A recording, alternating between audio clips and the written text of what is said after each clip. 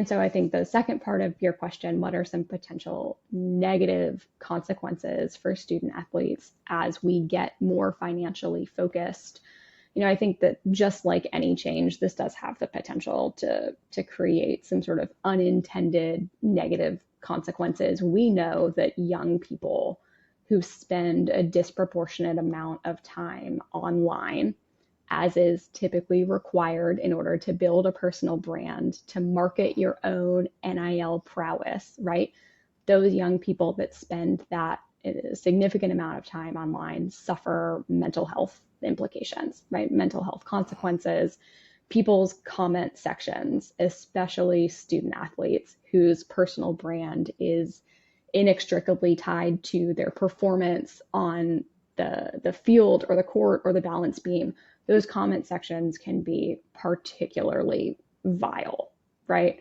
And increasing the amount of money that schools themselves are investing in student athletes from a revenue share perspective can also increase the pressure that those student athletes feel to perform well, right? Knowing that you are getting a direct paycheck from essentially your athletics director can add to the layers of pressure that we know that student athletes are already under from any number of different directions. You mentioned the comment section, mental health, pressure. Are you able to extrapolate on that just a tinge? If not, we got the script here, we can stick to it. But you brought it up and I was just curious. I had to ask.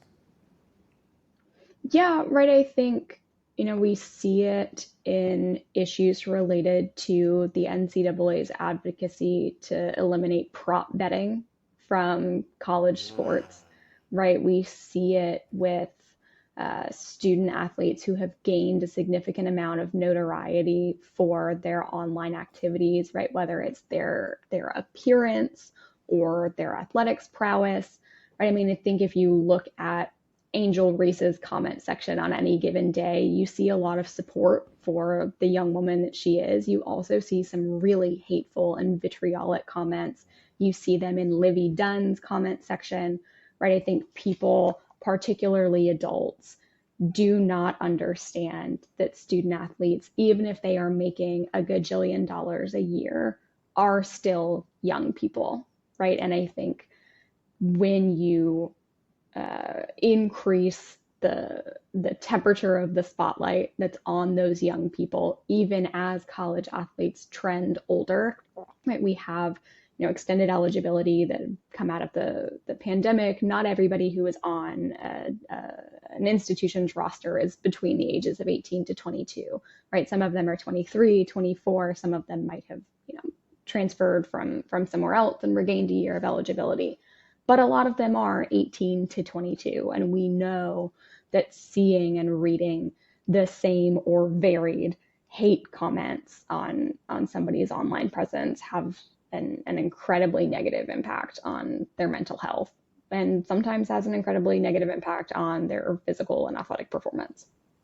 Mm.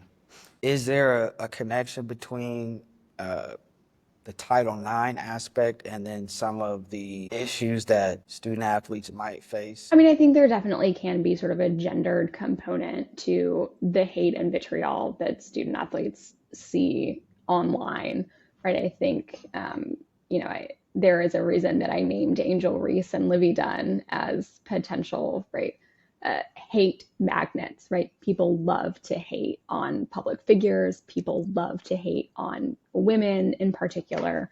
That's not to say that male student athletes don't experience the same, similar degrees of online bashings.